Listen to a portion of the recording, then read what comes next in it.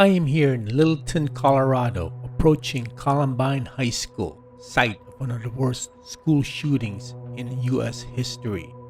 I will drive along the high school, followed by a visit to the memorial, which is nearby.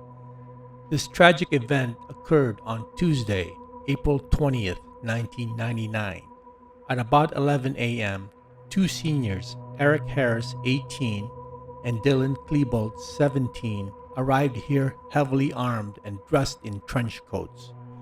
Their original plan was to place propane time bombs inside and outside the school, set to blow up and kill and injure hundreds of students. When the bombs failed to detonate in the cafeteria, they started shooting people. They first shot two students outside the school, killing one before moving inside to continue their rampage. By 11:35 a.m., Harris and Klebold had killed 12 students, mostly in a school library, and one teacher, and wounding another 23. The shooters both committed suicide a little after noon, thus ending their killing spree. I am now heading to the memorial.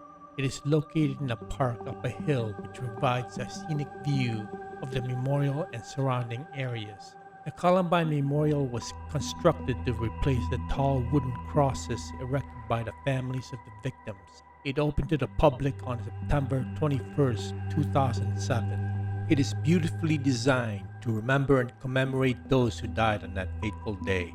On the center of the memorial is the Ring of Remembrance, displaying the 13 victims in words engraved in stone, to provide a unique and personal reflection for the families and friends of the loved ones. And here they are. This is 15-year-old student Daniel Rohrbaugh, who was shot 10 times by Eric Harris and was the second victim killed.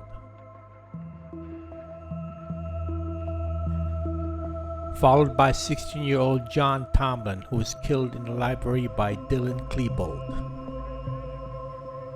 And next is Cassie Bernal, 17, who hid under a table in the library and was shot in the head by Harris.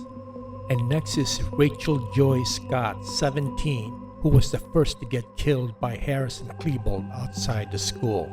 And this is disabled student Kyle Velasquez, 16, killed by Klebold as he sat in the library. Next is Matthew Ketchter, 16, who hid under a library table and was killed by Klebold.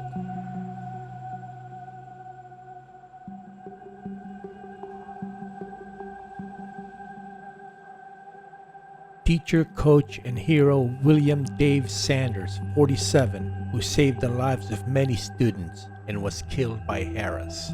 Student Daniel Mauser, age 15, who was shot in the face by Harris in the library as he tried to defend himself.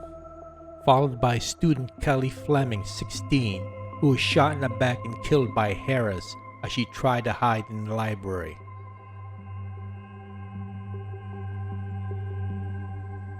And this is African-American student Isaiah Scholes, age 18, who was racially taunted by the murderers before being killed. This is Lauren Townsend, age 18, who was shot and killed by Klebold with his Tech-9 pistol. Next is student Corey DePuter, age 17, who was the last victim of Klebold and Harris before they committed suicide. And finally, student Stephen Corno, age 14, who was shot to death by Harris while hiding underneath a table. Many of the wounded and witnesses of the massacre suffered immensely and developed PTSD after the shooting. Some committed suicide, and one wounded survivor, Austin Eubanks, became heavily medicated, developed an opioid addiction, and died from an accidental overdose in 2019 at the age of 37. Littleton, Colorado, and probably the whole nation is still healing from this tragedy, and much worse school shootings followed afterwards.